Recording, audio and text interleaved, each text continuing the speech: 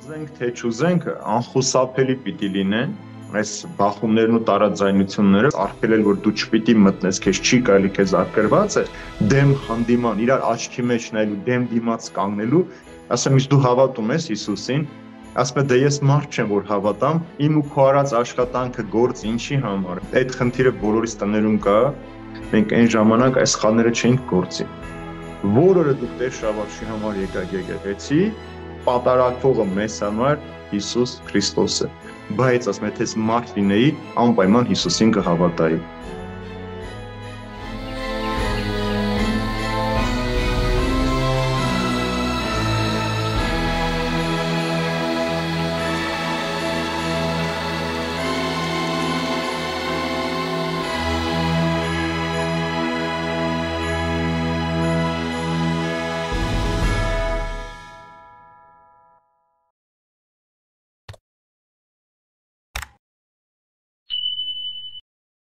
Օրհնեցեք Տեր հայր։ Աստված օրհնի Արտուր ջան։ Ինչպե՞ս եք Տեր հայր ջան։ Փառք Տիրոջ, փառք Աստծուն։ Տեր հայր ջան, քանի որ մենք որոշել էինք շարունակական այս թեմայի շուրջ խոսեինք, մենք փորձում ենք մի քանի հաղորդում նվիրենք հենց ընտանեկան արժեքներին եւ ընտանեկան երջանկությանը եւ ընտանիք կազմելու թեմայի շուրջ զրուցենք։ Դրա համար կշարունակենք այսօր նույնպես զրուցել այդ թեմայի շուրջ։ Խնդրեի, որպեսզի փոքրիկ աղոթքով սկսենք մեր այսօրվա այս գեղեցիկ հաղորդաշարը։ Մեծ սիրով Արտուր ջան, հանուն Հոր եւ Որդու եւ Հոգուին Սրբո ամեն, իմաստություն Հոր Հիսուս, տուր մեզ իմաստություն, բարին խորել, խոսել եւ գործել քո առաջ ամեն ժամ, եւ չար խորհուրդներից, խոսքերից ու գործերից փրկիր մեզ եւ ողորմիր քո արարածներին եւ ինձ բազմամերիս։ Ամեն։ Փորձենք Արտուր ջան, Տիրոջ իմաստությամբ, Տիրոջ շնորհով փորձենք օգտակար լինենք մարդկանց։ Շնորհակալություն, որ նախ համաձայնվեցիք այս պատասխանատու զրույցը անենք, որովհետև իրոք պատասխանատու զրույց է, քանի որ բոլորի տներում խնդիրներ կան, բոլորիս տներում այդ խնդիրները կան, ճիշտ է, ես չեմ ուզում բարձրաձայնեմ, այդ խնդիրները միշտ ասում եմ, որ դա իմ տան մեջ է, հիմա բոլորը կմտածեն, որ իմ տան մեջ լիքը խնդիրներ կա, բայց ես ուղղակի չեմ ուզում ասեմ ընդհանուր այդ խնդիրների մասին, դրա համար ես միշտ օրինակ եմ բերում ինձ, իմ ընտանիքս, իմ կնոջս, իմ մայրիկիս, իմ երեխաներիս, որպեսզի մարդիկ չնեղանան ու չնեղվեն այդ թեմաների շուրջ, բայց կուզենայի, որպեսզի մարդիկ հասկանան, որ մենք բոլորս ունենք այս խնդիրները մեր տներում եւ փորձենք շտկենք ինչ-որ ձևով լսելով ձեզ, Տեր հայր ջան, քանի որ ձեր խոսքը մեզ շատ օգնում է, օգուտ է տալի, կուզենայի այսօր նույնպես մի թեթև օրինակով զրուցեինք, օրինակ ասենք խոսքի վերցնենք մեր երիտասարդությունը, իմ երեխաներին եմ օրինակ բերելու նույնպես, բայց իմ երեխաներին ասելով բոլոր երեխաներն էլ այդ տարիքի շրջանում, որոնք հիմա հասունացման տարիքի շրջանում են, այս խնդիրը ունեն։ Հիմա քանի որ թվայնացվել է այս աշխարհը ու ինտերնետը շատ է քարոզներ տանում տարբեր տեսակի, երեխաները ավելի շատ տարված են այդ թվայնացման ու այդ ինտերնետային այդ հաղորդաշարների ու այդ թեմաների շուրջ, քանց ասենք խոսում են Աստծուց կամ Աստվածաշունչ են կարդում, անկախ նրանից տան ծնողները հավատացյալ են թե ոչ, ու դա շատ մեծ խնդիր է առաջացնում, որովհետև մեր սերունդը շատ դանդաղ է գնում, բայց թվայնացումը շատ արագ է գնում, իսկ իրանք հասցնում են այդ թվայնացումից ետևեն, իսկ մենք չենք հասցնում, մի քիչ մենք գետ ենք մնում, ու իրանց թվում է, որ մենք չենք հասկանում այդ ամենը, ոնց անենք, որ մենք լեզու գտնենք մեր երեխաների հետ, որպեսզի բացատրենք, հասկացնենք, որ դա լավ բան է, բայց եթե դա օգտագործենք ճշմարիտ ճանապարհի համար։ Արտուր ջան, ուզենք թե չուզենք, անխուսափելի պիտի լինեն այս բախումներն ու տարաձայնությունները, որովհետև ամեն սերունդ իր ժամանակն ունի ապրելու, ամեն սերունդը իր ժամանակի գիտության նվաճումները փորձում հասկանալ նաև աշխարհը, ինչու՞ չէ նաև Աստծուն։ Հիմա մեր ժամանակ համացանցը չկար, մենք չունենք այսօրվա թվայնացված, մենք գրադարաններ էինք գնում, գիրքը վերցնում էինք, բայց այսօր այդ նույն օրինակով թվայնացումը թույլ է տալիս, որ ցանկացած գիրք նաև հեռախոսիդ մեջ ունենաս, կարդաս, երաժշտությունը լսես, ինչ նյութեր որ ուզես կարող ես գտնել։ Պարզապես մենք պետք է մարդու հետարկության աշխարհը այնպեսին ձևավորենք, որ մարդը հասկանա, որ այս ամենը նաև միջոց է Աստծուն ավելի լավ ճանաչելու համար։ Երբ որ մենք դնենք կտրականապես մեկին երեխային հատկապես արգելել, որ դու չպիտի մտնես, քեզ չի կարելի, քեզ արգելված է, հնարավոր չէ, որովհետև նախ եւ առաջ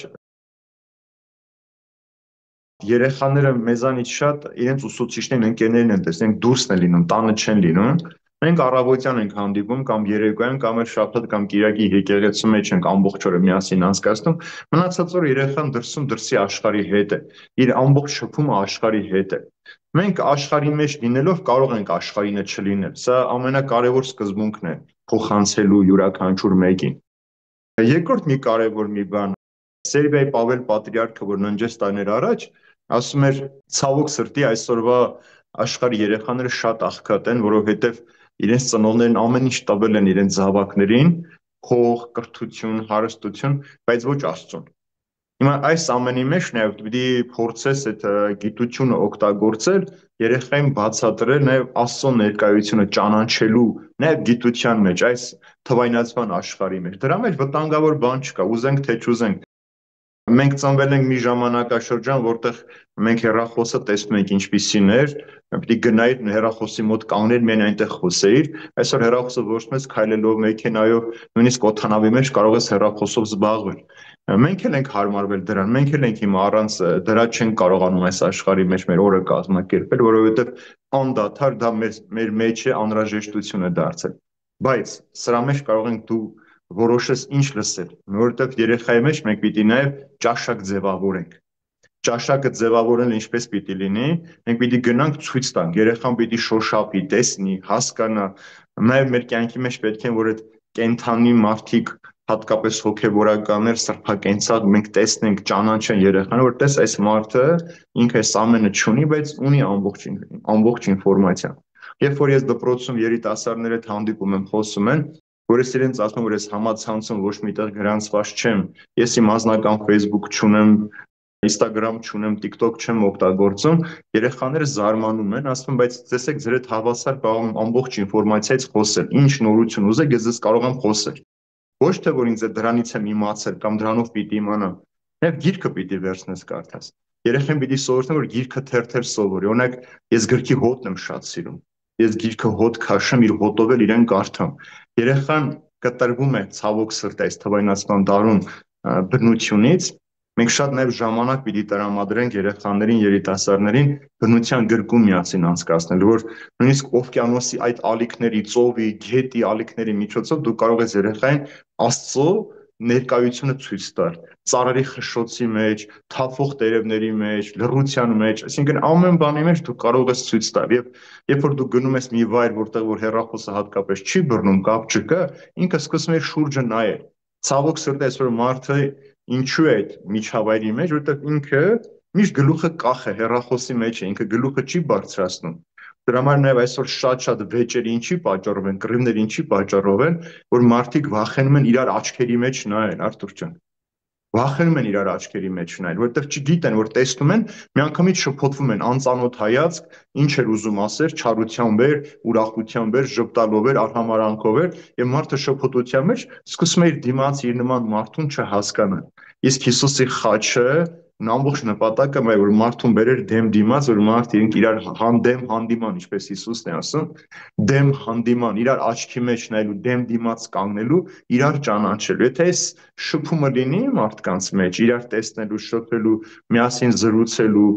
մենք անպայման այս թվայնացման դառն էլ կօգտագործենք հոգևոր մեր պետքերը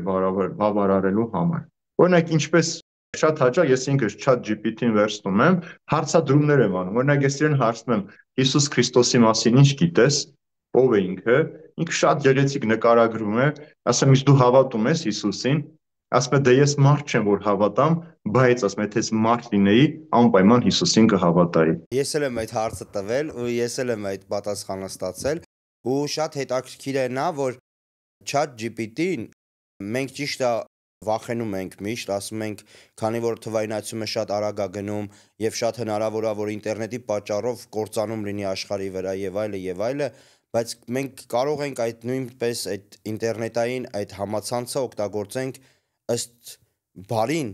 օգտագործենք Քրիստոսի համար։ Արտուր ջան, հիմա իմ ու քո արած աշխատանքը գործ ինչի համար է։ Մենք թվայնացումը, համացանցի ինտերնետը, YouTube-ը օգտագործում ենք, մեր այն հայերին, այն մեր հարազատ քույրերին, եղբայրին, ովքեր որ աշխարհի տարբեր անկյուններում են, որտեղ հայ եկեղեցի չկա, հայ հոգևորականի ներկայությունը շատ հաճախ չունեն, իրենք սրանով Աստծո խոսք են լսում եւ շատ մարդիկ այս միջոցով են Աստծուն ճանաչել։ Խոսքը լսելով, պատասխաններ իրենց կյանքի հարցերի գտնելու, անելանելի վիճակները ճանաչելով։ Սա էլ դες մենք բարին ենք օգտագործում։ Հեռախոսն էլ ինքը եւ լավ եւ վատ կողմ ունի, չէ՞, ասենք հիմա դու մեկը հեռախոսով զանգում է, մեկի ոսպիսությունն է հարցնում, սեր է խոստովանում, մյուսն էլ հեռախոսով չարախոսում է։ Նայես դու ինչպես ես օգտագործում, ինչպես որ կյանքը, ինչպես որ արևը, մեկ արևը տեսնում է ջերմանում է, մեկն էլ անդադար արևից բողոքում է, որ դու ինձ այրում ես, շոկ է, հեռու գնա, ես ուրիշ բան եմ փնտրում։ Այսինքն նաև կախված է թե քո հոգու ներսում ինչ կա, դու ինչ ես քո հոգու մեջ պահում։ Եթե քո հոգու մեջ անսահման երկինք կա, որտեղ հոգու ճախրանքն է, այնտեղ հրեշտակներն են քո հոգու մեջ սավառնում, նշանակում է դու ինքդ էլ արդեն հրեշտակային երկխոսության մեջ, նույն փառաբանության մեջ ես։ Եթե քո ներսում խավար է, ամպրոպ է, անձրև է այնտեղ, թաց է այնտեղ, բնականաբար դու չես կարող գեղեցիկը տեսնել ու գնահատել։ Դուք հիմա մի բան ասացիք, ես հիշեցի, մի անգամ փողոցով քայլում էինք, մի քանի հոգով էինք եւ անձրև սկսեց, բայց շատ գեղեցիկ անպամած եղանակ էր, շատ գեղեցիկ էին ամպերը, ծառերը, ամեն ինչ շատ գեղեցիկ էր ու մարդիկ սկսեցին բողոքել, դժգոհել, վայ, ես ինչա, այս խիա միշտ սենց, այս Բելգիայում միշտ անձրևներ է, ինչ կեղտոտ եղանակ է, սա է, նա ինչ գեղեցիկ է, այս ամպերը, նա ինչ մենք միշտ երբ որ ամպերին նայում ենք, մենք գեղեցկություն ենք տենում, այդ բնությունը նայում ենք, գեղեցկություն ենք տենում ու ես այդ բանը հասկացա, որ ամեն մարդ նույն բանը տեսնում է տարբեր ձևի։ Միանշանակ Արթուր ջան, դրա համար հայրերից մեկը ասում է, չէ, ծառին խնդրեցի, որ պատմի ինձ Աստծո մասին, ծառը միանգամից ծաղկեց։ Շատ գեղեցիկ ծաղկեց։ պատմություն է դա։ Ու երբ որ ես ասեցի ժողովուրդ, դուք հասկանում եք, այս անձրևը որ չգա, այս ծառերը կչորանան, բնությունը կվերանա, չէ՞ որ այս անձրևի կարիքն էլ կա, չէ՞ որ այս բնությունը այս անձրևի կարիք ունի, որ մենք միշտ գլուխ ենք գովում, ասում ենք մեր Բելգիայի բնությունը, մեր կանաչը շատ է, այստեղ շատ լավ բնություն ունենք, մաքուր է ամեն ինչ, ծառերը շատ են, ասում եմ, չէ՞ որ դա այդ անձրևի շնորհիվ է, եթե այդ անձրևները չլիներ, մենք այդ բնությունը չէինք ունենա նաև, բայց մարդը ցավոք սրտի ու ոչ թե միայն տարիքով մարդիկ, նաև երեխաների մեջ կա այդ խնդիրը, որ երեխաները այսօր համացանցով միայն վատն են փորձում նայեն։ Ես դա եմ ուզում ասել։ Հիմա մենք ասենք ինչքան է փորձում ենք, ես անձամբ գնամ ինձ վրա նորից ինձի օրինակ բերեմ, հեսա բոլորը կասեն այս տղայի մոտ էս ինչ բադվիճակ է, բայց չէ, ես ուղղակի տենց եմ ասում։ Ասենք իմ տղան, ասենք մեծ տղան 15 տարեկան է, ինքը ամբողջ օրը TikTok-ի մեջ է։ Երբ որ ասում եմ այ տղա ջան, ավելի հետաքրքիր բաներ կա, գիրք կարդա, հեռուստացույց նայի, ասենք Աստծո շնչով լցվի, այս արայնը, ասում եմ, բայց էսի ավելի հետաքրքիր է, նա ինչքան խնդալու բան կա, այս կա, այն կա, ու ես ինչքան է փորձում անեմ, միևնույնն է ինքը չի կարողանում կտրվի դրանից։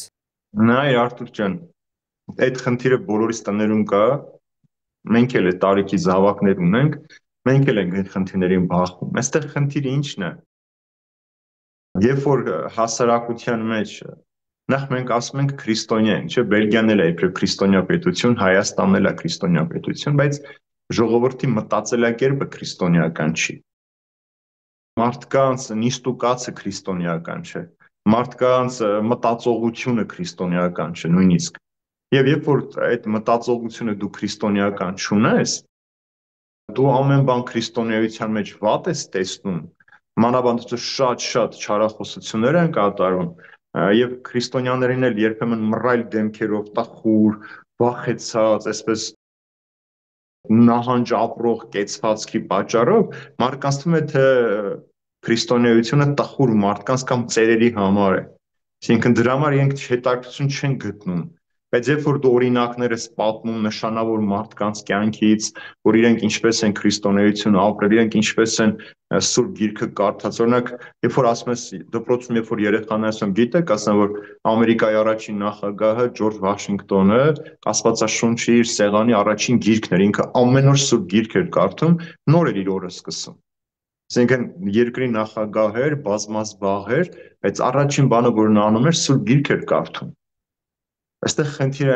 այնտեղ է, որ շատ հաճախ մենք չենք էլ ճանաչում, մեր սուրբերի, կենդանի սուրբերի կյանքերի մասին չեն գրում։ Օրինակ, մինչև այսօր Հայաստանում ասում են Ներսես շնորհալի ժամանակի նշանավոր քաղաքական գործիչ, առակագիր, շարակականագիր, այսպես, ոչ մեկ չի ասում, ամենայն հայոց կաթողիկոս է եղել այս մարդը։ Սուրբ է եղել, իր սրբության մասին ոչ ոք չի խոսում։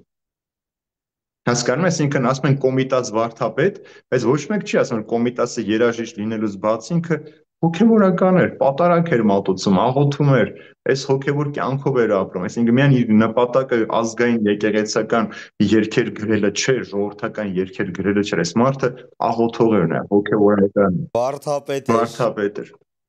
Երկրորդը մարդկանց թվում է, որ դու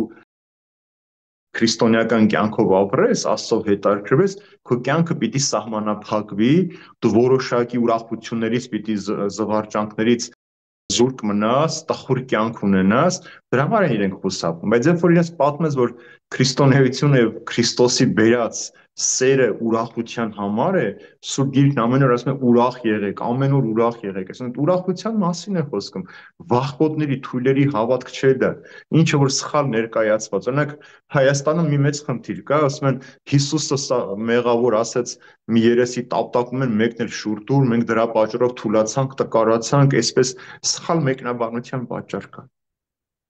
Բայց երբ որ Հիսուսին ապտակեցին, Հիսուս ասաց ինչու ապտակեցիր, մյուս երեսը չշրջեց։ Մարդիկ այդ մասը չեն կարդում, որովհետև իրենք ընդհանրապես Սուրբ Գիրք չեն բացել, այստեղից այնտեղից լսած պատմությունները լսում են, հորինվածները սխալ մարդիկ լսում են եւ Քրիստոսի, քրիստոնեության, հավատքի եւ վերջապես Աստծո հետ ապրելու մասին սխալ պատկերացումներ ունեն։ Դրա համար մարդիկ խուսափում են, որովհետև մարդկանց թվում է, որ դու երբ որ գնաս եկեղեցի, դու էլ չես կարող օրինակ ֆուտբոլ նայել, դու չես կարող պարել, դու չես կարող ուրախանալ։ Ոչ մի բան արգելված չէ անել, բայց մեկ բան կա, պիտի սովորեցնես, որ մեզ ամեն ինչ կարելի է, ինչպես Պողոս առաքյալն ասում, ամեն բան մեզ թույլատրված է անելու, բայց ասում է ամեն բան չէ, որ մեր հոգու փրկության համար է։ Մենք մարդուն պիտի սա սովորացնենք, որովհետև այ երեք պատարակից հետո մի կին մոտեցավ ինձ, հարցրեց Տեր հայր, երեխային երբ է ճիշտ ժամանակը, որ ինքը Աստվածաշունչ կարդա, ասում եմ, քանի տարեկան է երեխան, ասում եմ 15, ասում եմ 15 տարի ուշացել ես արդեն։ Ինքը որ օրորոցի մեջ էր, դու իր համար պիտի Սուրբ Գիրքը կարդայր, երբ որ ինքը փոքր էր, իրեն աղոթը պիտի սովորեցներ։ Իմ աղջիկը նրան, երբ որ փոքր էր, ես իր համար միջև Տեր ողորմյա չերկեի, չէր քնում։ 1 տարեկան, 2 տարեկան ինքն էր սկսում, հետո արդեն երգում էր, երգելով քնում էր։ Այսինքն մենք երեխային փոքրուց պիտի վարժեցնենք իր ոտքերը, վարժեցնենք եկեղեցի գնալու։ Ես այս օրինակը շատ եմ բերել, որ դպրոցներում այսօր հատկապես արդեն 21-րդ դարում կամ շատ երկրներում պետականորեն իբրև քրիստոնյա պետություններ, ինչպես նաև Հայաստանում, արգելված է Սուրբ Գիրք կարդալ, Աստվածաշունչի մասին խոսել, բայց երբ որ մարդը բանտում հայտնվում է, Սուրբ Գիրքը տալիս են ձեռք, ասում են կարդա փրկվի։ Բայց երբ որ ինքը մանկուց կարդացած լիներ, ճշմարտության մեջ ապրեր, վստահաբար ինքը չէր անեն հանցանքներ, ինչ որ անում են այսօրվա երիտասարդությունը։ Բանտում չէր հայտնվի այդ մարդը, եթե Սուրբ Գիրք կարդար։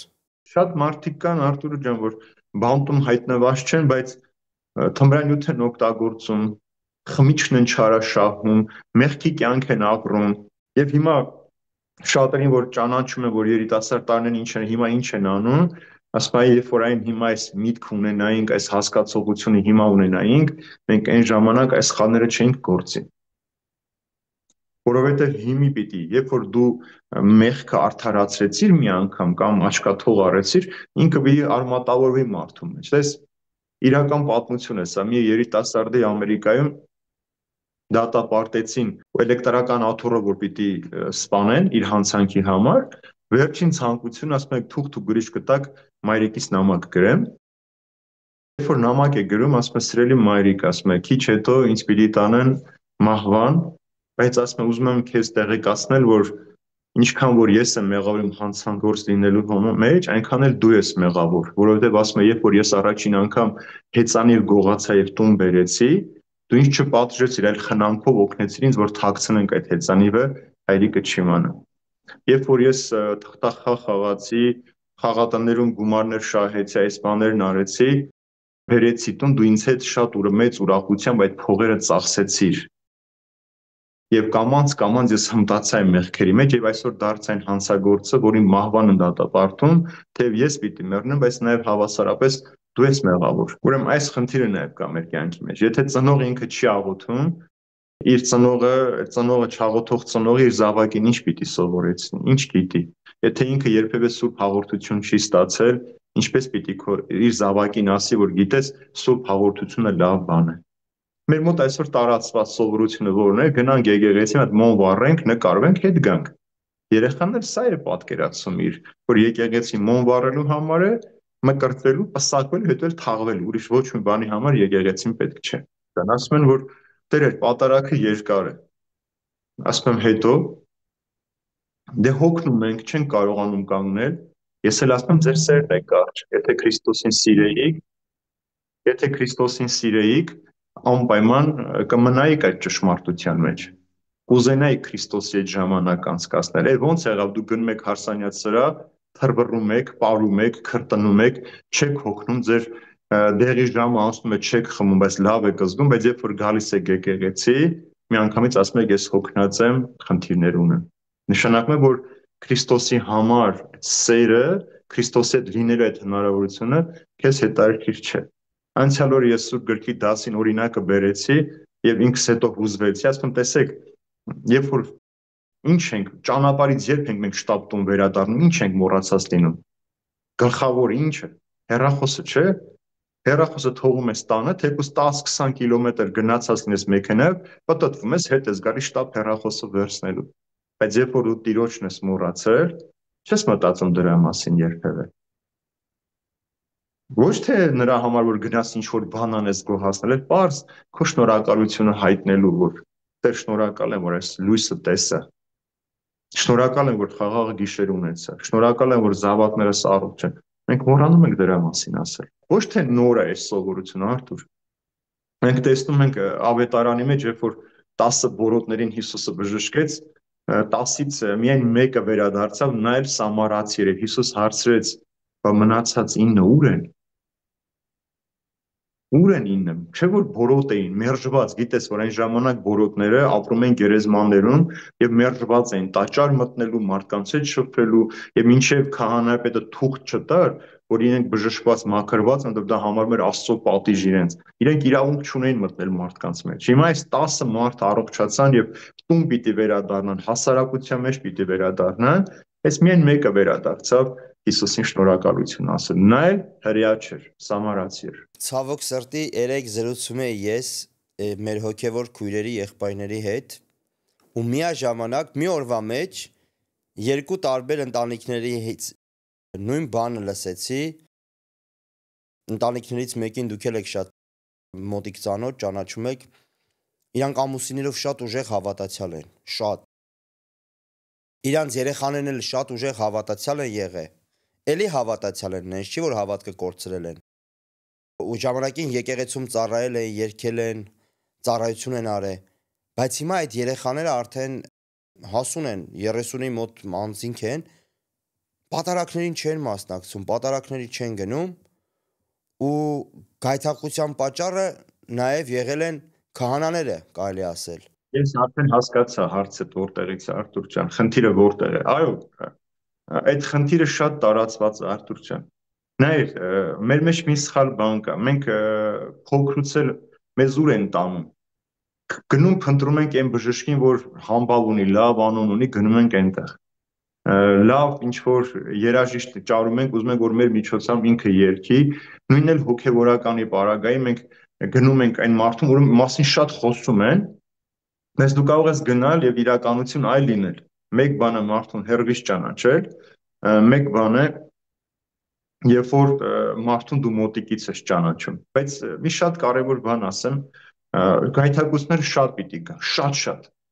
ամեն վայրկյան ցանկացած մարդ կարող է մի փոքրիկ գայթակղություն։ Ես էլ միշտ ամեն օր երբ որ գլուխս բարձին դնում եմ, միշտ այդ աղոթքից մեջ ասում եմ Տեր, ների ինձ եթե հանկարծ մեկին պատճառ եմ դարձել, որ իմ պատճառով քեզ չճանաչի։ Ես չգիտեմ, կարող է մեկին ժպտալով չբարևես, ինքը նեղանա քեզանից։ Մեկը գա քեզանից պարտքով գումար ուզի, դու չկարողանաս տալ, դա պատճառ դառնա, ասի դե որ չտվեց, տեսար, գնացի մի բան ուզեցի չտվեց, ինքը դրա համար եկեղեցի չգա։ Բայց մենք չենք գնում մարդու համար եկեղեցի։ Ես միշտ օրինակը իմ հավատացյալներին եկեղեցու միշտ ասում եմ, որ սիրելիներս խնդրում եմ Տեր Շավարշի համար եկեղեցի չգաք։ Որ օրը դուք Տեր Շավարշի համար եկաք եկեղեցի, մի օր հետո հիասթափվելու գնալու եք, որովհետև Տեր Շավարշը ձեզպես մարդ է, թերություններ ունի, սխալներ ունի, դուք ինձ սրբացնում եք, ինձ վերագրում եք հատկանիշներ, որ ես չունեմ որակներ, հետո հանկարծ տեսնեք չկա, միանգամից հիասթափվում եք։ Պատարակվողը մեզ համար Հիսուս Քրիստոս է։ Եվ կոպիտ օրինակ է սա, երբ որ մենք մտնում ենք սրճարան կամ ռեստորան, երբեք մատուցողի կենսագրությունով չենք հետաքրքրվում, երբեք։ Մեզ չի հետաքրքրում այդ մատուցողը ով է, նույնիսկ կարող է շատ փնթի մարդ է, շատ անառակաբարո կյանքով ապրող մարդ է, մեզ չի հետաքրքրում։ Մեզ հետաքրքրում է իր մատուցած ծառայությունը, նույնիսկ այդ ծառայության համար մենք իրեն թեյավճար ենք թողնում, Արթուր։ Նույնը հոգևորականի պարագան է։ Հոգևորականը Աստծո տան սպասավորն է, Աստծո տան դուռը բացողն է։ Դու դուռը բացողի համար չես գալիս եկեղեցի։ Այս խնդիրը մեր հասարակության մեջ շատ տարածված է։ Մեկի մասին մի բան լսեցին, վերջ, իրենք այլևս եկեղեցի չեն գնում։ Հենց սատանայի հաղթանակը այդտեղ է, որ ուրիշների անունները հանում է, որ դու իրենց պատճառով եկեղեցի ես։ Սա արդարացում չէ։ Բայց երբ որ դու հիվանդ ես, գնում ես բժշկի հիվանդանոց, հաշվի չես առնում, չէ՞ իր կենսագրությունը, իր կենցաղը։ Այսօր լիքը վատ բժիշկներ կան բնավորությամբ, շատ վատ բժիշկներ կան, կոպիտ, նույնիսկ կաշառակերփող, ինչպես որ նաև կարող հոգևորականի, զինվորականի, ոստիկանի մեջ լինի այդ նույնը, փող սիրող։ Բայց երբ որ այդ մարդը, նույն մարդիկ, ովքեր եկեղեցի չեն գնում, ասել որ պատճառը հոգևորականն է, բայց երբ որ թաղման արարողությունը այդ նույն հոգևորականին կանչում են, որովհետև իրենց պետքեր համար այդ մարդը պետք է։ Բայց երբ որ դու գնաս Քրիստոսի հետ հաղորդվելու, պատճառաբանում ես, որ այդ մարդու համար ես չեմ գնում։ Խորանի վրա Քրիստոս է պատարակվողը, քահանան չէ։ Շատ կարևոր է քահանայի ով լինել։ Սա էլ շատ պետք է շեշտենք, Արթուր ջան, շատ կարևոր է, որ քահանան մաքրամաքուր, սրբակենցաղ կյանք ունենա։ Բոլորս էլ ուզում ենք, որ երբ որ մենք եկեղեցի ենք մտնում, քահանան մեզանից լավը լինի։ Այսինքն դե նույն մեղքերը ես եմ գործում, քահանան ու հավատացյալն է գործում, ինչ տարբերություն է այդ քահանայի եւ հավատացյալի միջեւ։ Սա էլ խնդիր է մեզ համար։ Բայց Հիսուսը շատ կարևոր մի պատգամ ունի մեզ, ասում է. ինչ որ ձեզ կասեն, արեք, իրենց առածները չգործեք։ Այսինքն Հիսուս գիտեր, որ գալու է մի ժամանակ, որ հոգևորականների շատ-շատերը մեղքի պատճառով, գայթակղության պատճառով պառակտում պիտի բերեն, կամ իրենց կենցաղը, իրենց ապրելակերպը շատերի համար խնդիր պիտի դառնա, որ այս մարդիկ եկեղեցի չգնան։ Բայց ասում է, ինչ որ իրենք կասեն, որովհետև ցանկացած մեղավոր մարդ ինքը սխալ խորհուրդ չի տալիս, միշտ լավ խորհուրդներ է տալիս, չէ՞։ Օրինակ թմրամոլ մարդը միշտ աշխատում է, չի իր զավակներին հեռու պահել թմրանյութից։ Անառակ կինը միշտ ամեն ինչ անում, որ իր զավակները իր ճանապարհով չգնան, իր խորհուրդները տալիս է, հեռու է պահում, բայց ասում է իրենց արածները չանեք։ Մեկ ուրիշ տեղ էլ հանդիմանությունը կա Հիսուսի, ասում է վայ ձեզ կեղծավորներիդ, այսինքն օրենսգետներիդ, փարիսեցիներիդ, սուրբ գիրք իմացողներին, օրենք իմացողներիդ, որ ծով ու ցամաք եք կտրում, ճանապարհ եք գնում, որ գեթ մեկ հոգի դարձի բերեք Քրիստոսին կամ Աստծուն ճանաչեցնեք, հետո ավելի վատ ձեզանից դժոխքի գեհենի կրակի բաժին եք դարձնում, այսինքն ձեր սխալներով, սխալ ուսուցումներով գայթակղում եք այդ մարդկանց դեպի կորուստ։ Սա շատ դժվար է մարդկային կյանքի մեջ, բայց ինձ համար խնդիր չի, օրինակ, ինձ համար էլ է շատ դժվար եղել ժամանակին, որ տեսել եմ շատ-շատ սխալներ, բաստողումներ, որ հատկապես հոգևորական ինչ որ քարոզել է, դրա կեսի կեսը չի ապրել եւ ոչ էլ օրինակ է ծառայել։ Բայց ես եկել եմ այնտեղ, որ բայց ես իր համար չեմ հավատում, ես Քրիստոսին իր համար չեմ։ Ես այսօր որևէ մեկի հոգևորականի համար չեմ դարձել հոգևորական, ես Քրիստոսին ծառայելու համար եմ դարձել։ Ամեն մեկս մեր մեղքերի համար ենք պատասխանատու։ Քահանան հոտի համար է պատասխանատու։ Եթե ասում է քահանայի վրա տես ինչքան մեծ խիստ պահանջ կա, ասում է նայր, ասում է քեզ դետ եմ կարգել այս ժողովրդի վրա, եւ եթե դրանցից որևէ մեկի կորշվի, դժոխքի բաժին դառնա, դրանց այլուն ասում է քեզանից եմ պահանջելու։ Քահանան շատ կարևոր առաքելություն ունի, բայց ամեն մեկը, նորից ասեմ Արթուր ջան, իր մեղքերի համար պիտի պատասխան տա։ Եթե դու գնաս ասես, որ Տեր Շավարշի պատճառով եկեղեցի չեմ գնում, ինքը ես մեղքերներ գործում, դրա համար ես չգնացի քո մոտ, Հիսուսը կասի, բայց ես եմ քո կյանքի օրինակը։ Տեր Շավարշը չի։ Դու Տեր Շավարշի համար չէիր գնում եկեղեցի։ Դու Քրիստինս համար էիր գալիս եկեղեցի։ Դա իմ հանդիպման ժամն է, պատարագը իմ ու քո հանդիպման ժամն է։ Դու պիտի գայր իմ մարմինը ճաշակեիր, որպեսզի դու կարողանայիր ապրել այս աշխարհի մեջ, որ աշխարհի վաղճանին քեզ հարություն տայի քո ճաշակած հաղորդության պատճառով, իմ խոսքը լսելով, սովորելով, մաքրվելով, ես քեզ վերադարձնեի հավիտենական կյանք։ Ամեն։ Ամեն արդ։ Աստված տա մեր բոլոր երիտասարդները հասկանան։ Ուղղակի ցավոք սրտի մենք ազգովի դարձել ենք անձապաշտ, ընկել ենք անձերի հետևից, եւ հասկանանք, որ պետք չի անձերի հետևից ընկնենք, մեր միակ փրկությունը Հիսուս Քրիստոսն է, երևի կքայլենք արդեն ճշմարիտ ճանապարհով։ Արդեն անձապաշտության հարցը չէ, ես այդ մեկ համոզմանել եմ եկել, որ մարդը դրանով փորձում է իր ծուլությունը արդարացնել։ Միայն դա։ Այո, Իր ծուլությունը արդարացնելու համար, որ ասի տես ինքը բա այդ նույն մեղքերը, որ քահանայինք, այդ նույն մեղքերը ոնց է գործում։ այո, Մարդը քահանան կարող է գործել։ Դրա համար Աստված նաև քահանայությունը չտվեց հրեշտակներին, որովհետև հրեշտակները մաքրամաքուր են, սուրբ են, չեն հանդուրժում մեղքը։ Դրա համար տվեց մարդուն, որ մարդուն հասկանալով իրանք միասին գնան այդ փրկության ճանապարհը։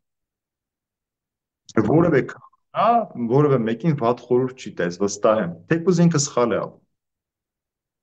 Թեկուզ ինքը ասենք խմիչքի հանդեպ թուլություն ունի, ծխում է, բայց ինքը հաստատ իրեն դիմող երիտասարդին վատ խորհուրդ չի տա։ Ինքը կփորձի այդ մարդուն ամեն գնով օգտակար լինի, որպեսզի մարդը մեղքից դուրս գա։ Դու գնում ես Աստծո տուն։ Ես այս օրինակը շատ եմ պատմում, ասում եմ, եթե ես գամ ձեր տուն, ցանկացած մարդու հարցնում եմ, եթե ես գամ ձեր տուն, ձեր տան դուռը թակեմ, ու ձեր տանը մի ուրիշ մարդ լինի հյուր, ու շատ տհաճությամբ զզվանքով ձեր տան դուռը բացի իմ առջև, ես ինչ պիտի անեմ, պետք է պտտվեմ, հետ վերադառնամ։ Ասում են, չէ, ասում եմ, ինչու, ոնց որ դու մեզ համար ես եկել, ասում եմ, ըհը, ես էլ այդ եկեղեցու դուռ բացողն եմ։ Դու Քրիստոսի համար եք, դու Քրիստոսի տուն եք գալիս, Տեր Շավարշի տուն չեք գալիս։ Դրա համար ես ինչ դեմքով էլ ձեր դուռը կբացեմ, ձեր առջև կբացեմ, իմ պատճառով հետ չվերադառնա։ Մտեք Քրիստոսին տեսեք։ Տեր Հայր ջան, շարունակենք մեր այս ընտանեկան թեման, ինքը շատ բազմակողմանի ծանր թեմա է, մի քիչ նորից շարունակենք խոսենք ծնողների մասին։ Կան ծնողների տեսակներ, մայրեր, օրինակ թե տղաների կողմից, թե աղջիկների կողմից, որ իրանք քիչ շատ էգոիստաբար են սիրում իրանց երեխաներին, ու իրանց թվում է, որ երեխան իրանց սեփականությունն է։ Դեպք է եղել, ես զրուցելուց եմ եղել, ինձ շատ մոտիկ հարազատ մարդու, եւ ասեցի, երեխան դա քո սեփականությունը չի, ինքը աղջիկ երեխա ունի, ասեց ոչ, ինքը իմ երեխան է, ուրեմն ինքը պետք է ինձ լսի։ Ասեցի դու հասկանում ես, երբ որ դու քո երեխային ամուսնացնես, ու դու մտածես, որ ինքը քոնն է, դու այդ երեխայի տունը կսկսես ցանկանալով թե առանց ցանկանալու քանդել, որովհետև դու կասես ինքը իմն է, բայց այդ օրվանից եւ որոր ինքը ամուսնացավ, ինքը պատկանում է իր ամուսնուն, իր ընտանիքին։ Արթուր ջան, այդ խնդիրը ամենուր կա։ Նախ մարդը պիտի գիտակցի, որ երեխան Աստծո սեփականությունն է։ Մենք տրված ենք իբրև ծնողներ, հայ մեզանից է ծնվել, մենք ենք իրենց լույս աշխարհ բերել, բայց այդ երեխաները Աստծո սեփականություն, մենք կոչված ենք Աստծո սեփականությունը պահելու, պահպանելու։ Այս գիտակցության պակասն էլ մեր մեջ կա, որ մենք չենք գիտակցում, որ կյանք տվողը ամեն դեպքում Աստված է, մենք միջոց ենք եղել այդ երեխան, որ գա այս աշխարհ, եւ երեխան էլ պատկանում է Քրիստոսին։ Եվ ինչ է լինում մկրտության ժամանակ, ասում են 3 բան է, չէ՞, կատարվում մարդուն, երբ որ մկրտում ենք, նախ Աստված որդեգրում է երեխային, նորից ինքը դառնում է երեխայի մեծ հայրը, եւ ինքն էլ իր զավակը Հիսուսի հետ ժառանգություն է ստանում հավիտենական, եւ Սուրբ Հոգու տաճար է դառնում։ Ուրեմն մկրտության պահից արդեն Աստծո որդեգիրն ենք մենք դառնում։ Եվ մենք կոչված ենք այդ 3 կոչումը՝ որդիության, հավիտենության եւ Սուրբ Հոգու տաճար լինելու պահել երեխայի մեջ հավատքով, հույսով ու սիրով։ Գիտես ինչ խնդիր կա, որ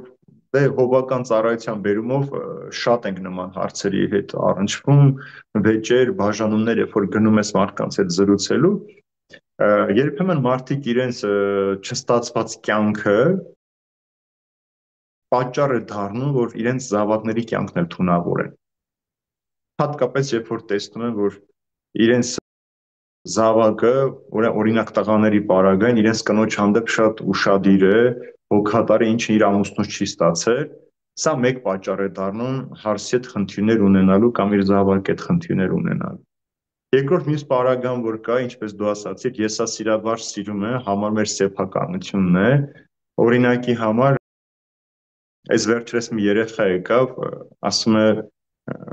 հայրիկը ստիպում է, որ ես անպայման ջութակի գնամ, որտեվ ինքը երազել է ջութակահար լինել, չի կարողացել, հիմա ստիպում եմ, որ ես գնամ ջութակի, բայց ես ջութակ չեմ սիրում, ես դաշնամուր եմ սիրում։ Երբեմն այսպես իրենց չկատարված նվիրական երազները փորձում են փաթաթել իրենց զավակներին կամ մասնագիտության ընտրության, երբ որ մարդ օրինակ ինքը շատ լավ նկարիչ է, շատ լավ նկարներ անում, բայց ծնողները ուզում են, որ ինքը անպայման բժիշկ պիտի դառնա։ Իմ ամենամոտ հարազատ ընկերս, իմ մանկության ընկերը, ինքը տաղանդավոր ֆուտբոլիստ էր եւ շատ լավ ֆուտբոլիստ կդառնար, բայց իր ծնողները երազում են, որ ինքը հոգեվորական պիտի դառնա անպայման։ Իրանք երազում են, որ իրենց զավակը հոգեվորական լինի։ Եվ ընկերս ինձ հետ ընդունվեց ճեմարան։ 1 տարի սովորեց, հետո թողեց դուրս եկավ, աստվածաբանության ֆակուլտետն ավարտեց, հետո ամերիկյան համալսարան ավարտեց, բայց այդպես էլ ինքը չգտավ իրեն այս կյանքի մեջ։ Հիմա նոր մի քանի օր առաջ զրուցում ենք, ասում է, ինչ ես մտածում, ես կարող էի քահանա դառնալ, ասում ու շատ լավ քահանա կլինեի, որտեղ համ հավատքով էր, համ խելացի էր, համ մաքրամաքուր կյանքով էր ապրում։ Բայց դες մարդու կյանքը իր ծնողները երազում են, շատ լավ բան են երազում, որ իրենց զավակը Աստծուն ծառայ, բայց դու Աստծուն կարող ես ֆուտբոլիստ լինելով էլ ծառայել, Արտուր ջան։ Դրա համար պիտի թողնես, որ երեխան ինքը հասկանա, ինքը ինչ է ուզում։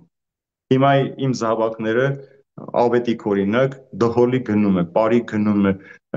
ֆիզիկական ջիմ գնում է, այսինքն մարզումների գնում է, կարատեի գնում է, ասում են ամեն բան դու ինքդ որոշիր, փորձիր, ճաշակ ձևավորի, բայց դու ցանկացի ինչ ես ուզում լինել։ Ես քեզ չեմ ստիպելու, որ դու անպայման պիտի օրինակ շարունակես հայրիկի պես հոգևորական դառնալ կամ երազում եմ քեզ ոստիկան տեսնեմ կամ զինվորական տեսնեմ կամ բժիշկ տեսնեմ։ Ինքը պիտի իր կոչումի մեջ ինքը երջանիկ լինի։ Մենք ընդհանրապես իրենց կողքն ենք, իրենց հուշելու։ Եվ այստեղ մի ուրիշ բան էլ կա, Հայաստանում շատ տարածված, Արթուր ջան, չգիտեմ այդտեղ ոնց է, երբ որ երեխայի մկրտության հարցն է լինում, ասում են ինքը պիտի որոշի։ Դրա համար մենք իրեն չենք մկրտում, թողնում ենք մեծանա որոշել, ես էլ այսպես ծիծաղելով ասում եմ ոնց եղավ, դուք որոշում եք ինչ ուտի, ինչ խմի, որ դպրոցը գնա, ում հետ ընկերությունանի, որ համալսարանը գնա, վերջապես ում հետ ամուսնանա, բայց երբ որ հարցը գալիս է հոգու փրկությանը, ասում եք դա ինքը պիտի որոշի։ Եթե դու քրիստոնյա ես, դու չես ուզում որ քո զավակն էլ քրիստոնյա լինի։ Եթե դու հավատում ես հավիտենական կյանքին Հիսուս Քրիստոսի միջոցով, չես ուզում որ քո զավակն էլ այդ հավիտենական կյանքը հենց մանկուց կրողը լինի այդ կյանքի։ Ինչի՞ եք խաբում ինքներդ ձեզ։ Ասեք, որ մենք ծույլ ենք, չենք հավատում, ջերմեռանդ չենք մեր հավատքի մեջ, մենք հավատքը մեր մշակութային ճանապարհով ենք ընդունում կամ անցյալից վերցրած այսպես մեզ փոխանցված մի բեռ մեր վրա տանում ենք, դրա համար մենք չենք ուզում մեր զավակն էլ մերպես ինքը լինի։ Ուզում ենք, որ ինքը ոնց ուզում է այնպես ապրել։ Այս խնդիրը ամենուր կա եւ շատ հաճախ էլ միջամտում են, ես կարծեմ անցյալ անգամ պատմեցինք այդ պատմությունը, որ ասում է քանի հարսը կիսուրը սրվատը, դարձա կիսուր հարսը սրվատը։ Այսինքն նաև սկսում ես միջամտել քո զավակի կյանքին։ Օրինակ շատ հաճախ ես տեսել եմ մայրեր, որ իրենց աղջկան խորհուրդ են տալիս հանկարծ լեզվի տակ չմնաս, կիսուրդ ինչ ասի, 1-ին 10 կպատասխանես, չխեղճանաս։ Տեսել եմ նաև հակառակը, որ ասել են քեզ այնտեղ ծեծենել, հանկարծ չփորձես ձայն հանես ու մեր տուն չվերադառնաս, գնացիր այս տան ճանապարհը փակե քեզ համար։ Կամ եթե աղջիկը տան մեջ լուրջ խնդիրներ ունի, ամուսինը ձեռք է բարձրացնում, հայոյում է, խմում է կամ այլ բաներ, տուն է վերադառնում, ծնողն ասում է այս տան դուռը փակե, գնացել ես ոնց ուզում ես ապրիր։ Որովհետև հասարակության կարծիքը իրենց համար շատ կարևոր է, հարևանները կամ փողոցում, քաղաքում ինչ կխոսեն։ Սա էլ եսասիրության մի այլ դրսևորում է։ Իրենք իրենց անվան ձեռքը ջերի ընկած, իրենց զավակների կյանքը թունավորում են։ Կամ ասենք աղջիկ ուրիշի է սիրում կամ տղան, իրեն ասում են ոչ, մեր ասած մարդը դու պիտի ամուսնանաս, մենք ենք այդպես որոշել, դու իրավունք չունես որոշելու։ Եվ անսեր մարդը ամուսնանում է ու դժբախտության մեջ ապրում մի ամբողջ կյանք։ Շատ գիտեմ տենց ընտանիքներ, որ դեպքեր ա եղել, պատմել են, շատ ծանոթներ կան, որ ասում ա եղել է այնպես, որ շատ անտանելի վիճակ ա եղել, որ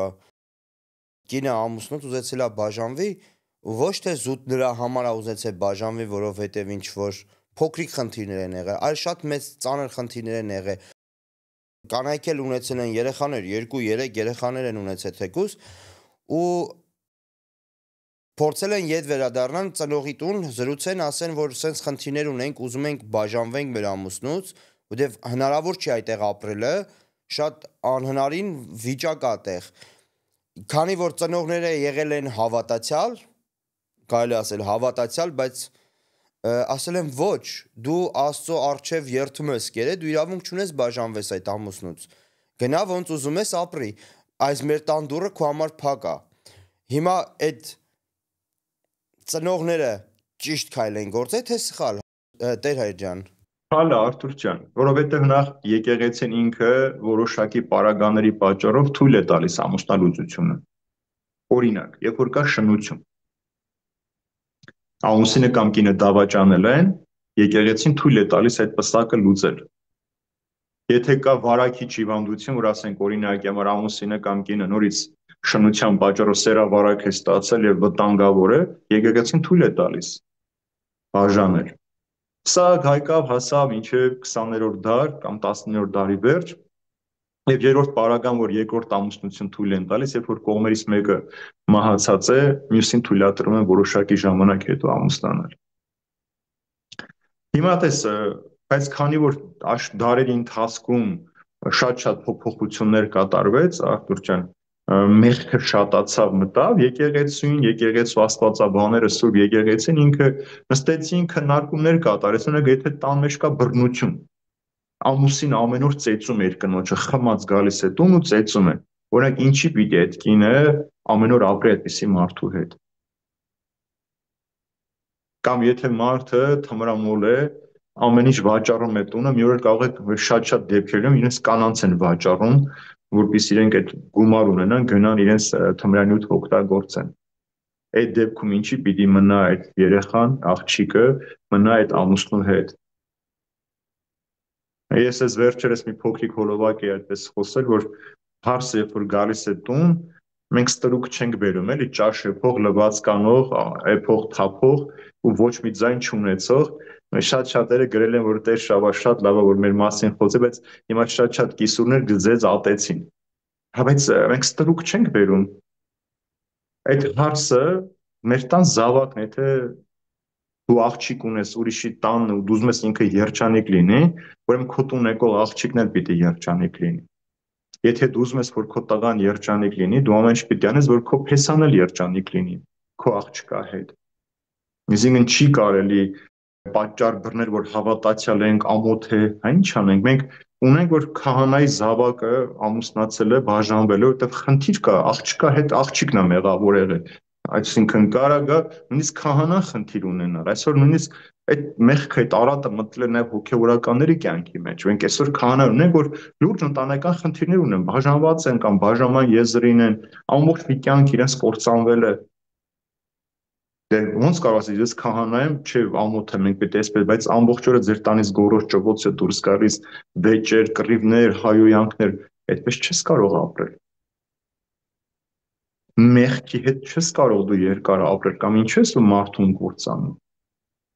Ասենք որ մի օր ասենք այդ մարդը խմած ձեռք բարձրեն խփի ու քո զավակը մեռնի։ Ինչ պիտի անես։ Սատանան աշխատում է եկեղեցու դեմ ու աշխատում է մեր հոգևորականների ընտանիքների մեջ շատ ուժեղ։ Ես դա շատ եմ նկատել։ Արթուր ջան, մեղքը ամենուր է։ Սատանան որտեղից է օգտվում։ Քո թույլ տեղից, այն գարշապարը, որ բաց է մնում, այնտեղից։ Եվ ինչ ասում Պետրոս Սարաքյալը, Սատանան մռնչացող արյուծի պես անդադար նրա շուրջը պտտվում է, հարմար պահ է սպասում մեզ վրա հարձակվելու, մեզ կուլ տալու համար։ Արիթը տվեցիր, վերջ, ինքը պիտի մտնի, ինքը ոչ չի գալիս քեզ ստիպում ինչ որ բան անես, ինքը առաջարկություններ է տալիս քեզ կամ մտածելու տեղ է տալիս քեզ, հոգատարության տեղ, օրինակ հիմար կարող է մի տղամարդու ասել, այ ախպեր ջան, մեղք չես, մի կնոջ հետ սաղ կյանքդ ապրում ես, լիքը սիրուն աղջիկներ կան, օգտվիր, ինչ պիտի լինի։ Մարդն էլ թուլամորթ է, իր տված խոստումը պահելու ձգտում չունի, Աստծուն հաճոյանալու նպատակ չունի շատ հաճախ, մեղքի մեջ է հայտնվում։ Էլ մեկին ասում է, այդ մի վախեցիր, գողացի, այդ կաշառքը վերցրա տար, քո երեխեքին էս ինչ բանը պետք է տար, որ պիտի անես։ Վերջ։ Մարդը սկսում է մեկ անգամ անել, երկրորդ անգամ արդեն նորից է ուզում, երրորդ անգամից հետո դառնում է սովորական մի երևույթ իր համար։ Եվ սա կլինի հոգևորականի կյանքի մեջ, կլինի հավատացյալի կյանքի մեջ, թե անհավատի կյանքի մեջ, Արտուր ջան։ Սատանան միայն առաջարկություններ անում, երբեք չի պարում, ընտրությունը քոնն է, ինչպես որ դու գնում ես ռեստորան կամ սրճարան, Մենյուն բերում մենյուն վերցնում, դու ես ընտրում ինչ պիտի ուտես, նաև կյանքի մեջ դու ես որոշում ինչ կյանքով պիտի ապրես, քեզ որն է դուր գալիս կամ ինչ ցանկություններ կառաջացնի։ Հայրերից մեկն ասում է մարդու մեջ ինչ է ապրում հրեշտակը եւ հրեշը, որը կհաղթի, ում որ դու շատ կկերակրես։ Եթե հոգևոր ես ուզում հրեշտակի հետ գնես, մաքուր կյանք ունենաս, չէ, հրեշը պիտի քո մեջ բնակություն հաստատի եւ ներսից խժռի քեզ։ Մեկ ասենք զրուցում եմ ծնողների հետ, ես ինքս ինձ եմ միշտ ասում, ասենք եթե իմ երեխան ինչ-որ սխալ բան անում, ասում եմ ես եմ մեղավոր սրանում։ Ու միշտ երբ որ ծնողների հետ զրուցում ենք, ասում եմ ամեն մի վատ քայլ, երբ որ ձեր երեխան անում է, թեկուզ ինքը արդեն չափահաս հասուն անձնավորություն է, թեկուզ ինքը դեռահաս է, ամեն վատ բան ինչ որ ինքը անում է, մեղավորն ու պատասխանատուն դուք եք, ծնողներդ։ Դա ես գիտեմ, որ շատ ցավալի է ու դառը ճշմարտություն է, ու երբ որ ես ասում եմ, շատ մարդիկ ինձանից նեղանում են, բայց ես անձամբ ես դա իմ կարծիքն է, բայց կուզենայի նաև ձեր կարծիքի իմանալ, Տեր Հայր ջան, արդյոք ճիշտ եմ ես ասում, երբ որ ասում եմ, երբ որ երեխան ինչ որ սխալ բան է անում, դա ծնողի դաստիարակության պատճառով է եղել։ Ծնողն է մեղավոր այդ ամեն ինչում։ Արտուր ջան, մեր ծնողները ինչպիսին են լինում։ Մի հատվածը շատ խիստ, պահպանողական, մի հատվածը շատ ազատամիտ, բարձի թողի երեխային ոչ ասել չգիտեն, սա էլ մի ուրիշ մեղքի տեսակ է։ Մի մասն էլ նայում են այդ պահին հասարակություն ինչպիսին է, իրենք զավակներ թույլ են տալիս այդպիսին լինել։ Նայր, շատ խստություն է, որ դու շատ խիստ լինես քո զավակի հանդեպ, օրինակ երեխան կարող է քեզ ասել ոչինչ, հիմա 18-ս կլռանա, արդեն ինչ կուզեմ կարեմ, որ ինքը ինչ ուզի անի, այսինքն արդեն չափահաս եմ, ինչ ուզեմ կարող եմ ինքն, որովհետև ինքը քեզանից կախված է, իր ձեռքի գումարը դու ես տալիս, իր հագուստը դու ես գնում, իր կերակուրը դու ես գնում, ստիպված այդ երեխանը պիտի քո խստությանը դիմանա, հետո երբ որ արդեն իր ձեռքը այդ ամեն ինչը եղավ, շատ ազատության։ Մենք ունեցել ենք եկեղեցու մեջ նույնիսկ մարդիկ, երեխաներ, որ շատ չափված, ձևված, խոնար, հեզիկ, օրինակելի երեխա, բայց երբ որ ուսանողության շրջան ավարտեց, ինքը աշխատանքը շատ մեր գումարներ վաստակեց, դրանով դադարեց եկեղեցի գալ։ Մեկ, երկրորդ ես տեսնում է, որ ինքը ամեն օր որ սրճարան կամ որ ռեստորան գնում էր, այդտեղի ուտելիքներ նկարում գցում էր համացանց։ Այսինքն մարդու մեջ այդ խստություն իր ծնողի որ փակ պահել է իր ամբողջ կյանքը ինքը չի կարողացել, հիմա միանգամից տեսել է ու չի կարողանում իրեն զսպել, տանում է, այս կյանքի այդ գայթակղությունը տանում է։ Երկրորդ մի խնդիր կա, որ մրցակցության մեջ են մտնում ծնողները մյուս ծնողների հետ։ Օրինակ Երևանում հատկապես այսօր, եթե հանկարծ մի դասանի մեծ մաս օրինակ աղջիկների կամ տղաների ձեռքը iPhone հեռախոս լինի, մեկ ուրիշը չունենա, շատ ճզմում են այդ երեխաներին։ Արհամարանքով էլի, տես մենք թանկարժեք հեռախոս ունենք, դու չունես։ Ծնողը ստիպված պետք է փորձի ամեն ինչ անել հասնել նրանց։ Սա էլ գալիս է նորից հասարակության ոչ ճիշտ մոտեցման դաստիարակության հարց է սա։ Դու կարող ես iPhone ունենալ, բայց դա քեզ հպարտանալու պատճառ չէ, սա ցուցամոլության պատճառ չէ։ Մյուս բանը, որ ամեն ինչ անում են, որ իրենց երեխաները մյուսներին հավասար լինեն, եւ իրենք սկսում են այլևս իրենց համար չապրել։ Իրենք սկսում են դիմացինին հակառակ ապրել։ տես, որ մենք էլ կարող ենք այսպես անել, մենք էլ այնպես եւ այս մրցակցությունը մի օր բերում է ավելի մեծ խնդիրների, մեծ գայթակղությունների, ու սա մեծ գայթակղությունները բերում եւ մարդը երբեմն մեծ սխալների մեջ է ընկնում եւ մի հատվածն էլ որ իրենց զավակներին երբեք ոչ չեն ասում, ինչ ուզում են առնում են, ինչ ուզում են տալիս են, երես են տալիս, հետո գալիս է մի օր որ արդեն մերժում են իրենց ցանկությունը, զավակը սկսում է այլընտրանքային ճանապարհ եւ նույնիսկ կարող է տանից գողություն անել իր ուզածին հասնելու համար։ Ուրեմն ինչպիսի դաստիարակություն որ պետք է ունենանք, մեր նպատակը մերն է որ մենք լավ մարդիկ դաստիարակենք, բարի նախ առաջին հերթին բարի եւ ազնիվ քաղաքացիներ դաստիարակենք, այսինքն մենք ոչ միայն մեր սեփական իբրև երեխա մենք ինչ ենք ուզում տեսնել, այլև մենք ինչ ենք տալիս հասարակության համար, ինչպիսի հասարակություն ենք պատրաստում, որդեծնությունը ինչի համար տվեց Աստված, որպեսզի մարդիկ որդեծնության միջոցով բարի հոգիներ պատրաստեն երկնքի առաքելության համար։ Մեր գրողներից Վարդգես Պետրոսյանը շատ գեղեցիկ մի խոսք ունի, ասում է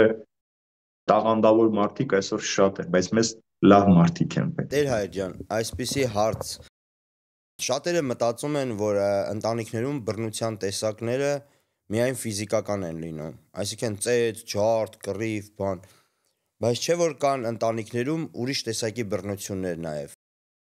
Կուզենայի որպեսզի խոսեինք նաև այդ բռնությունների տեսակների մասին, թե ինչպես կան ու ոչ թե միայն խոսքը նրա մասին է, որ տղամարդն է բռնանում կնոջը, բայց շատ դեպքերում կանայք էլ են բռնանում տղամարդկանց։ Կուզենայի որպեսզի խոսեինք այդ թեմայի շուրջ մի քիչ։ Բռնության տեսակներից մեկը Արտուր ջան, գումարային ֆինանսական հարցերն են, երբ որ արդեն կինը թե այ քո նշած, երբ որ կինը սկսում է ամուսնուն շատ գումար վաստակել, արդեն խնդիր է դառնում։ Այսօրվա կյանքում ինչ են թելադրում, որ ով որ շատ գումար է վաստակում, ինքը պիտի թելադրի տան կանոնները։ Եվ երբեմն կանայք սկսում են տղամարդկանց դերը վերցնել իրենց վրա, եւ ասում են ես եմ տան փողը շատ աշխատում, դու կմնաս տանը լվացք կանես, ճաշ կեփես, կգնաս երեխաներին կբերես, կտանես, ես էլ կգնամ աշխատանք։ Եվ շատ այդպիսի ընտանիքներ կան այսօր ցավոք սրտի։ Ամբողջ խնդիրը գալիս է սիրո պակասից, որ դեռևս մարդիկ իրար հետ ապրելով իմ ու քո կա։ Եվ կան կանայք նույն ձևով, որ տան գումարը ամուսինն է վաստակում եւ ինքն է որոշում, թե կինը ինչ գույնի շոր պիտի հագնի, ինչ ճաշ պիտի ուտի, ինչ կոշիկ պիտի ունենա եւ նվաստացնելով պահում է տան մեջ։ Դեպքերը բազում են, ես ոչ թե օթից եմ խոսում, սրանք այն ինչ որ ես գիտեմ եւ ճանաչում եմ այդ մարդկանց։ Եվ շատ հաճախ ես էլ հարցնում, բա նույն հարցը տալիս եմ, ինչու եք բա այդպիսի մարդկանց հետ շարունակում ապրել։ Առաջին բանը քիչ առաջ խոսենք ամոթն է, որ ուր գնանք, հորստուն գնանք, իրանք մեզ չեն հասկանա, ասում դե լավ, այդպես տրուկի հոստրուկական վիճակով ապրի, ինչքան երեխա հանուն երեխան, դու երեխաներին էլ ես վնասում այդպես արդյոք։ Երբեմն կանանց պարագային շատ պահանջներն են իրենց ամուսնունը, կարող են քեզ հանգիստ ասել, չէր կարողանում տուն պահել, չփսակվեիր։ Այսինքն դու չես կարող իմ ուզած շորը գնել ինձ համար, կամ չգիտեմ ինձ համար չես կարող այս թանկարժեք զարդը գնել, այլում ես դու պետք։ Սա էլ հոգեբանական բռնություն է, որ կարող է ամուսնու ամբողջ ուժերը ջլատեր եւ մարդը հիասթափվի ընտանեկան կյանքից։ Օրինակի համար շատ տեսնում նորապսակների մեջ, որ գալիս են, Փարսի շորի հետ ամենահայտնի պատմություններն են սրանք, որ ասենք կարող է ասել, գիտես ինչ, Տեր Հայր, ես ուզում եմ 600,000 դրամանոց շոր հագնել, հարսի շոր, բայց ամուսինս ասենք ինքը քծիպ է, ասենքն փող չի տալ, ասում եմ, չէ, մենք 200,000-նոց պիտի հագնենք։ Եվ արդեն սա շատ մեծ խնդիրներ կարող է բերել կյանքի մեջ, որովհետև դու այնպիսի բաներ ես ցանկանում, պահանջներ ես դնում, որ սա հոգեբանական բռնություն է, ճնշում է, եւ նաեւ սա գալիս է, որ դու այս մարդու սերը չի, որ քեզ կապում է, այլ թե ինչ կտա ինքը քեզ։ Ես շատ հաճախ սոցիալական հարցումներ եմ նայում, Հայաստանում այդպիսի հարցումներ շատ քիչ, օրինակ Ռուսաստանում կամ Եվրոպայում, Ամերիկայում, որ հարցնում են, ասում են ինչքան պիտի տղամարդը վաստակի, որ քո կողքը լինի, ասում են դե ես վաստակում եմ օրինակ 300,000 դրամ, դա ինքը գոնե մինչև 1 միլիոն, 1.5 միլիոն պիտի վաստակի, որ կարողանա իմ բոլոր պետքերը բավարարել, որ ես իր հետ ապրեմ։ Այսինքն այս մարդու համար ամուսնու սերը չի, որ իրակողակցի հոգատարությունը, ջերմությունը, չէ, այլ ֆինանսական կարողությունն է։ Հիմա ասենք լինում է, որ մարդիկ շատ հարուստ են լինում, կարող են լինում, բայց մի օր ձախորդություն է ֆինանսական, դժվարություններ, տեսնես ամեն օր կռիվ կա այդ տան մեջ, վեճ կա, որտեղ ինքը վարժվել է այդ փափուկ ճոխ կյանքին, հիմա չի հաշտվում դրա հետ։ Եվ ինքը ուզում է անպայման բաժանվել, գնալ ուրիշ մի, եւ սա է պատճառը, որ երբեմն նաեւ սիրեկան կամ սիրուհիներ են գտնում ամուսիններից որևէ մեկը։ Այս խնդիրը կա Արտուր ջան, որտեղ սա կոչվում է նաեւ հաշվարկով ամուսնություն։ Հիմա նորից մի հատ հարց տամ բռնության պահով, Տեր Հայր ջան, ասենք կան ընտանիքներ, որտեղ բռնությունը տիրում է, թե ֆիզիկապես, թե հոգեպես, թե ամեն ձևով, բայց իրենք միշտ ծածուկ են պահում այդ ամենը, ասում են ընտանիքից դուրս չհանենք, խնդիրները որպեսզի ուրիշները չիմանան, բայց չէ որ եթե կա այդ բռնությունը, իրանք կարող են նաև եկեղեցուն դիմել, ինչպես պետք է արձագանքի եկեղեցին, երբ իմանում է, որ ընտանիքներում բռնություն կա, օրինակ։ Ջան, եկեղեցու առաքելությունը հենց դրա մեջ է։ Նախ եւ առաջ ամբողջ գործը քահանային է, մինչև այդ ամուսնունալը եկեղեցուն պսակադրվել է, չպետք գան մեն հարցն ու փեսան գրանցվեն, այսինչ օրը գան ու պսակվեն։ Քահանան պիտի ինքը մեծ աշխատանք տանի։ Ամեն բան պիտի խոսի իրենց հետ։ Եվ իմ պսակած զույգերին ես ասում եմ, որ հանկարծ վիճեցիք, ես եմ, դուք պետք է իմ մոտ գաք խոսելու։ Չգնաք ձեր ծնողների, ընկերների կամ ընկերուհիների մոտ ձեր կյանքը պատմեք։ Պիտի գաք այստեղ, որ երկուսիդ մասին էլ խոսեմ, երկուսիդ մեղքերն էլ սխալներն էլ ցույց տամ եւ այդ հաշտության եզրը գտնենք։ Գալիս են նույնիսկ ժամերով խոսում ենք, լացում են, այդ պահին ներկայացում կռվում են, կարող են իրար վիրավորել, բայց պետք է լսես երկուսին, որ հասկանաս խնդիրը որտեղից է եկել։ Օրինակ շատ ամուսիններ կան, Արտուր ջան, որ կարող են շատ լավ իրենք գումար աշխատեն, գումարը տուն բերեն, տուն ամեն ինչով ապահովեն, կնոջ բոլոր ցանկությունները կատարեն, բայց իրենք տանը չլինեն։ Կնոջ համար սա մեծ խնդիր է։ Իրան չի հետարկվում այդ գումարը, այդ ամեն ինչ, ուզում է ամուսինը կողքը լինի, ինքը այդ հոգատարությունը զգա ու ապրի։ Կամ որ ասենք ամուսինը գալիս է տուն, կինը հեռախոսի մեջ եղած լինելու պատճառով, ճաշը չի եփել ժամանակին, հարթուկը չի արել, տունը թափթփված, սա մի ուրիշ վիճաբանություն է։ Պիտի փորձի եկեղեցին այդ ամբողջը բերել նրան, որ մարդիկ հասկանան եւ երեք այդպեսի մի խնդիր ունեմ, որ 2.5 ժամ զրուցել եմ մի զույգի հետ, ասում նայեք, երբ որ դու ասում ես սիրում եմ, ուրեմն սիրելը նաեւ ներել է նշանակում, դու կարողանաս ներել։ Եվ միշտ պսակի օրը իրենց ասում եմ, 3 կարևոր պատգամ եմ ձեզ թողնում, նախ իրար երբեք չմոռանաք ասել, որ ես քեզ սիրում եմ, իրար միշտ հիշեցրեք այս բառերով իրար հիշեցեք, որ դες սերը ամեն օր թարմ մնա։ Երկրորդ ասում եմ, միշտ ամեն օր իրար ասեք, ես քեզ ներում եմ, որովհետև ինչ էլ որ լինի, մի փոքրիկ կենցաղային խնդիր կարող է պատճառ դառնալ, որ խոսանք, մեր ձայնը բարձրացնենք կամ գոռանք։ Դե ասես, ես քեզ ներում եմ, դու ինձ պետք է ներես։ Եվ երրորդ ասում եմ, ես քեզ հասկանում եմ։ Ինչ էլ որ լինի, դու պետք է հասկանաս քո կողմից։ Այսինքն, եթե դուք ամուսնացել եք, իրար չեք հասկանում, ով ձեզ պիտի հասկանա։ Եվ եկեղեցու գործ առաքելությունը հոգևորական է, այստեղ արդեն կոնկրետ հոգևորական է, այդ առաքելությունը։ Օրինակ շատ դեպքեր լինում է, որ ես իմանում եմ գշտված են, ես չեմ էլ սպասում իրենց։ Ես կարող եմ անակնկալ գնալ իրենց տուն։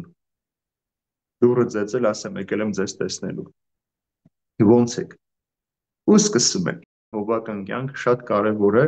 Ես կարող եմ գա ամուսինը կամ կինը խնդիրի մասին խոսել, ես ցույց չտամ, բայց պատարակի ժամանակ այդ նյութին անդրադառնամ, ասենք երբեմն լսել ես իմ քարոզների մեջ, որ կարող է մի պահ մի հատ ուրիշ թեմայի անդրադառնամ, բայց հետ վերադառնամ նյութի մեջ,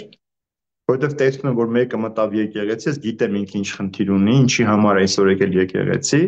ես այդ նյութի մասին խոսում եմ։ Այդ չորեքշաբթի օրը մեր աղջիկներից մեկը ասաց. «Տեր, այնքան հարց ունեի ձեզ տալու այսօր, բայց դասի ժամանակ իմ բոլոր հարցերի պատասխանը ստացա»։ Դու գիտես մարդը ինչ խնդիր ունի, ինքը ինչ ցավով այսօր եկել եկեղեցի։ Հետո իջնում եմ, ասում եմ, Տերեր, ասում եմ, այսօրվա քազորոզը ամբողջ իմ մասին էր։ Ասում եմ, ճիշտն ասած, ես իմ մասին էի խոսում, բայց եթե քեզ էլ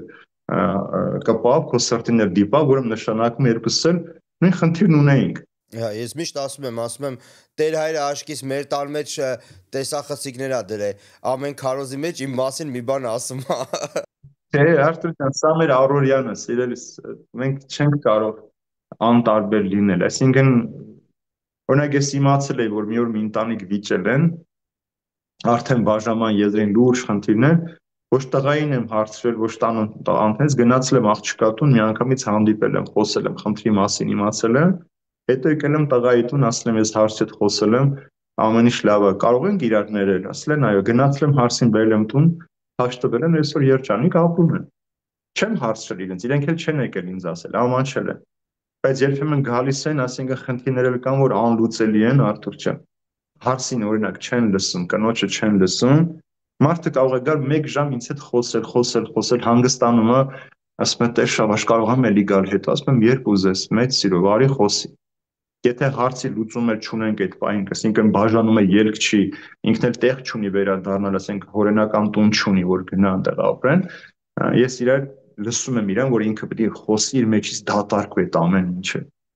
Եվ եկեղեցին այդ լավագույն միջոցն է, նա հավատքդ է օգնում քեզ տանել այդ բոլոր խնդիրները։ Երկրորդը դու խաղաղություն ես գտնում, եւ երրորդը դու փորձում ես այդ ամեն ինչի մեջ շատ մեծ ողբերգություններ չսարքել, իհարկե խոսքը դաժան բռնությունների մասին չի, փոքրիկ խնդիրներ, որ կարող են իրարից նեղացած լինել, իրար հետ չշփվեն, խռով պահեն կամ որոշակի դժվարություններ լինեն, ես լսում եմ իրենց, կարող է մարդ գա, ես ուղղակի ասես ուղիղ լուր նստեմ, աղջիկը կամ տղամարդը 1 ժամ, 2 ժամ խոսեն։ Այնքան մինչև իրանք դատարկվում են, ես այդ ընթացքում նաև իրենց ասած բառերն եմ ուշադրություն դարձնում, հետո ասում եմ, գիտես, այսինչ բանը ասեց, օրինակ այս բառը ինչ է իրեն ասել։ Դե ասում է ջղայնացած է, օրինակ երեք ասում եմ, լսի, ջղայնացած պահին ինչ որ քեզ ասել է, դա մի մտածի, որ դա իրական ինքը այդպես է քո մասին մտածում։ Բարկացած է, կարող է քեզ մի աշնոր բառ ասել այդ պահին, բայց երբ որ քեզից ներողություն է խնդրել, դու մի ասա, չէ,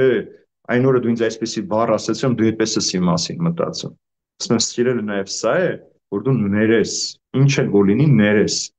որովհետև նույն սխալները դու կարող ես գործես ինքը չբարձրաձայնի, բայց ինքը քեզ լուր ներում է այդ ամեն ինչը։ Շարունակությունը դիտեք հաջորդ շաբաթ։